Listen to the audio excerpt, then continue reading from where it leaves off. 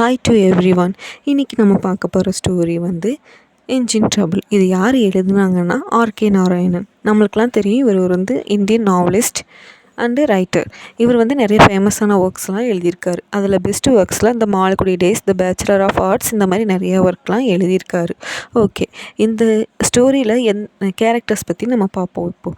Okay, first character யாருன்னா the main character talkative man. இவர் தான் இந்த ஸ்டோரியோட ப்ரொட்டகானிஸ்ட். ஓகே, நெக்ஸ்ட் வந்து ஷோமேன். இவர் வந்து கேம்லிங் இந்த மாதிரி நிறைய ஷோஸ்லாம் கண்டக்ட் பண்ணுறவர். தென் நெக்ஸ்ட் வந்து ஜோசப். அவர் தான் வந்து ஒரு டிரைவர். ஓகேங்களா. நெக்ஸ்ட் வந்து நரேட்டர்ஸோட ஒய்ஃப், டாக்கட்டிவ் மேனோட ஒய்ஃப். அடுத்தது வந்து சுவாமிஜி. நெக்ஸ்ட் வந்து நிறைய அசிஸ்டன்ட்ஸ்லாம் இதில் இருப்பாங்க. அப்புறம் இன்ஸ்பெக்டர், அப்புறம் ஓனர் ஆஃப் த ஹவுஸ். இந்த மாதிரி நிறைய கேரக்டர்ஸ்லாம் இந்த ஸ்டோரியில் இருக்காங்க. த ப்ரொட்டகானிஸ்ட் ஆஃப் த ஸ்டோரி வந்து டாக்கட்டிவ் மேன். அவர் யாருன்னா, அவர் தான் நம்மக்கிட்ட வந்து இந்த ஸ்டோரி சொல்கிற மாதிரி ஆர்கே நாராயணன் எழுதியிருப்பார். ஓகே, வாங்க நம்ம ஸ்டோரிக்குள்ளே போகலாம். இந்த டாக்கட்டிவ் மேன் வந்து ஒரு கேட்டிலன்ற பிளேஸில் போய் லாட்ரி ப்ரைஸில் வந்து அவரோட நேம் கொடுத்துருப்பார். அதில் ஒவ்வொருத்தருக்கும் ஒவ்வொரு நம்பர்ஸ் வரும். அதில் இவரோட நம்பர் என்னென்னா 1005, 1005. இவரோட நம்பர் வந்து 1005. அந்த மாதிரி அங்கே இருந்தவங்க எல்லாத்துக்குமே ஒரு நம்பர் கொடுத்துருக்காங்க. அதில் இவர் தான் வின் பண்ணியிருக்காரு. அந்த டாக்கட்டிவ் மேனுக்கு வந்து என்ன கிடச்சிருக்குன்னா, ரோட் போடுற ஒரு மிஷின் கிடச்சிருக்கு. அதுதான் ரோடு இன்ஜின். அவர் ஃப்ரெண்ட்ஸ் கூட இருந்தாங்க எல்லாருமே ஷாக் ஆகிட்டாங்க. பரவாயில்ல, இவர் தான் அந்த லக்கி பர்சனா அப்படின்னு நினச்சி ரொம்ப ப்ரைஸ் பண்ணுறாங்க. அவர்கிட்ட போய் என்ன சொல்கிறாங்கன்னா, இந்த பரவாயில்ல, உங்களுக்கு இவ்வளோ பெரிய லக் வந்திருக்கு, நீங்கள் நல்லா இதை வச்சு ஏர்ன் பண்ணலாம், நீங்கள் இதை வந்து கவர்மெண்ட்டுக்கு ரெண்ட்டு கொடுத்து மணிஸ்லாம் கெயின் பண்ணிக்கலாம், உங்கள் லைஃப் வந்து நல்லா செட்டில் ஆகும். அந்த மாதிரி ப்ரைஸ் பண்ணி பேசுகிறாங்க. இன்னும் சில பேர் என்ன நினைக்கிறாங்கன்னா, பரவாயில்ல, இவருக்கு கிடச்சிருக்கு நமக்கு கிடைக்கலையே, அந்த மாதிரி ஜலஸாகவும் கொஞ்சம் ஃபீல் பண்ணுறாங்க. நெக்ஸ்ட்டு வந்து இவரும் ஓகே, நம்ம லைஃப் வந்து இதுக்கப்புறம் நல்லா இருக்கும் அப்படின்னு நினைக்கிறாரு. அந்த கெய்டி லேண்டில் இந்த ஈவெண்ட் எங்கே நடந்திருக்குன்னா, ஜிம்கானா கிரவுண்ட் அப்படின்ற ஒரு கிரவுண்டில் தான் இந்த கேம் வந்து நடந்திருக்கு. இது யார் நடத்தியிருப்பாங்கன்னா, ஷோமேன். அவர் வந்து நிறைய கேம்ஸ்லாம் கண்டக்ட் பண்ணிகிட்ருப்பார். அப்போ இவருக்கு இந்த லாட்ரி ப்ரைஸ் வந்து விழுந்துருது. அவருக்கு கொடுத்துட்டு கிளம்பிடுறாங்க. அதுக்கப்புறம் அந்த இன்ஜின் வந்து அங்கேயே தான் நிற்கிது. அதுக்கு வந்து டெய்லி ரெண்ட் கொடுக்கணும். முனிசிபாலிட்டிலேருந்து வராங்க. நாங்கள் வந்து நெக்ஸ்ட்டு வந்து ஒரு ஈவெண்ட் வந்து கண்டக்ட் பண்ண போகிறோம் இந்த கிரவுண்டில். ஸோ நீங்கள் உங்கள் இன்ஜின் வண்டியை எடுத்துக்கோங்க அப்படின்னு வந்து சொல்கிறாங்க. அப்படி நீங்கள் எடுக்கலைன்னா நீங்கள் ரெண்ட் கொடுத்துட்டே தான் இருக்கணும் அப்படின்னு சொல்கிறாங்க. இவரும் சரி நம்ம எடுத்துக்கலாம் அப்படின்னு நினைக்கிறாரு. அங்கே இருந்ததுக்கான ரெண்ட்டு வந்து எப்படி கொடுப்பாருன்னா, அவரோட ஒய்ஃபோட ஜுவல்ஸ் எல்லாம் அடகு வச்சு அந்த அமௌண்ட்டை எடுத்துகிட்டு வந்து அந்த முனிசிபாலிட்டிக்கு வந்து கொடுத்துருவாங்க. ஆனால் இவங்க முனிசிபாலிட்டிக்காரங்க வந்து இந்த வண்டியை நீங்கள் எடுத்துக்கணும், இல்லைன்னா நீங்கள் இதுக்கான ஃபைன் பே பண்ணிகிட்டே தான் இருக்கணும். இவருக்கு அதுக்கப்புறம் வந்து கொஞ்சம் சேடாக அப்செட் ஆகிடுறாரு. நெக்ஸ்ட்டு என்ன பண்ணலாம் அப்படின்னு நினைக்கிறாரு. இந்த இன்ஜினை வந்து எடுத்துகிட்டு வெளியே போயிடணும், இல்லைனா இதுக்கான அமௌண்ட்டு பே பண்ணிகிட்டே இருக்கணும். அதுவே அவருக்கு ஒரு அப்செட் ஆயிடுச்சு. தென் நெக்ஸ்ட்டு வந்து அவர் ஜோசப்ன்ற ஒரு டிரைவரை கூட்டிகிட்டு வர்றாரு. அவர் வந்து சொல்கிறாரு, எனக்கு இந்த வண்டி வந்து ட்ரைவ் பண்ண தெரியாது, இருந்தாலும் நான் ஹேண்டில் பண்ணி பார்க்குறேன், நான் ட்ரை பண்ணுறேன் அப்படின்னு ஏறி உட்காந்து ட்ரை பண்ணுறாரு. அவரால் சுத்தமாக அந்த வண்டியை எடுக்கவே முடியலை. அப்புறம் அங்கே போய் லோக்கலில் ஒரு கோவில் இருக்குது. அங்கே போய் அங்கே ஒரு சாமிஜி இருக்கார். அவர்கிட்ட போய் இங்கே ஒரு யானை இருக்குல்ல, எனக்கு தரீங்களா, நான் வந்து அந்த யானையை வச்சு கட்டி அந்த இன்ஜினை வந்து எடுத்துக்கிறேன் அந்த வண்டியை அப்படின்னு சொல்லி கேட்குறாரு. அதுக்கு அவர் இருந்துக்கிட்டு சரி, இவரோட சுச்சுவேஷனை புரிஞ்சுக்கிட்டு அக்செப்ட் பண்ணிக்கிட்டு அந்த யானையும் அனுப்புகிறாரு. அதுக்கான ரெண்ட்டும் கேட்குறாரு. இவரும் இந்த டாக்கட்டிவ் மேனும் அக்செப்ட் பண்ணிவிட்டு கூட்டிகிட்டு வராங்க. அங்கே வந்து அப்பையும் அவரால் இழுக்கவே முடியல அந்த யானையாலேயும் இழுக்க முடியல, அந்த டிரைவர்னாலையும் எடுத்துகிட்டு போக முடியல.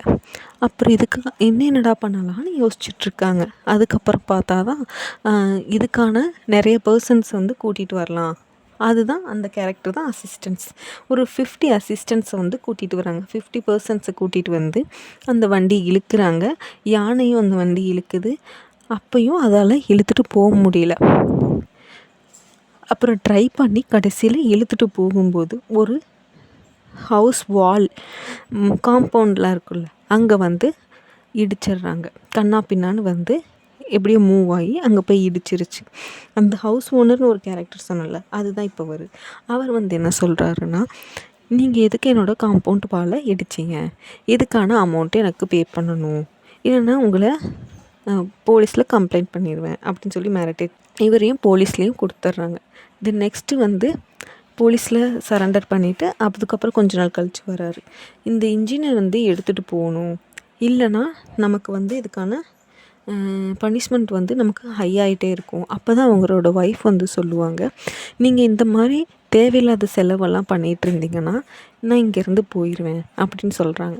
அவருக்கு என்ன கஷ்டம்னா, இந்த இந்த இன்ஜினுக்கு அமௌண்ட்டு செலவு பண்ணணும், அதுக்கப்புறம் இந்த வால் இடித்ததுக்கான அமௌண்ட்டும் பே பண்ணணும், அதுக்கப்புறம் அந்த கோவில் யானையை வந்து ரெண்ட்டுக்கு தான் எடுத்துகிட்டு வந்திருப்பாங்க, அதுக்கு சில இன்ஜுரிஸ்லாம் வந்திருக்கும், ரெண்ட்டும் பே பண்ணணும், அதுக்கு ஹாஸ்பிட்டல் பல செலவும் செய்யணும், அந்த டிரைவருக்கும் அமௌண்ட்டு தரணும், அதுக்கப்புறம் வந்து அந்த அசிஸ்டன்ட்ஸ் வந்தாங்கல்ல இழுத்துட்டு போகிறதுக்கு அந்த வண்டியை, அதுக்கான அமௌண்ட்டும் பே பண்ணணும் அப்படின்ட்டு அவர் ஃபீல் பண்ணிகிட்ருப்பார்.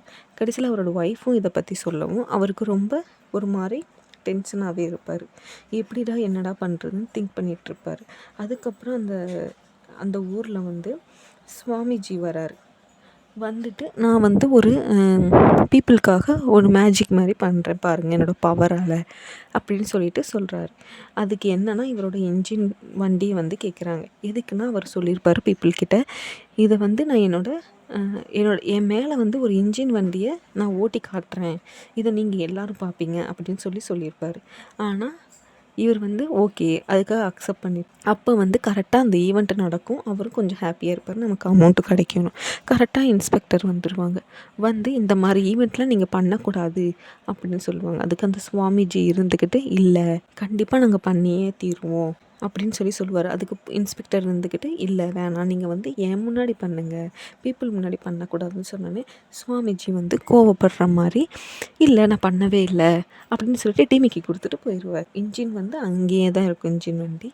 அப்போ வந்து இவருக்கு ஒரு லக்கியான ஒரு டைம் என்னன்னு பார்த்தீங்கன்னா, எர்த்குயிக் வந்துடும். அப்போது அந்த டைமில் வந்து இந்த இன்ஜின் வந்து நேராக போய் ஒரு பிளேஸில் விழுந்துடும். அது என்னன்னு பார்த்தீங்கன்னா, அந்த ஓனர் ஆஃப் த ஹவுஸ் அப்படின்னு சொல்லியிருந்தேன்ல, அந்த வீட்டில் வந்து ஒரு கிணறு இருக்கும். அந்த கிணறை வந்து மூடி வைக்க சொல்லி முனிசிபாலிட்டிலேருந்து கவர்மெண்ட்லேருந்து நோட்டீஸ் வந்து சொல்லிகிட்டே இருப்பாங்க அந்த பர்சன்ஸ்லாம். அவரால் அதை க்ளோஸ் பண்ணவே முடியாது, ஏன்னா அதுக்கான நிறைய அமௌண்ட் செலவாகுன்ட்டு அவர் வெயிட் பண்ணிகிட்ருப்பார்.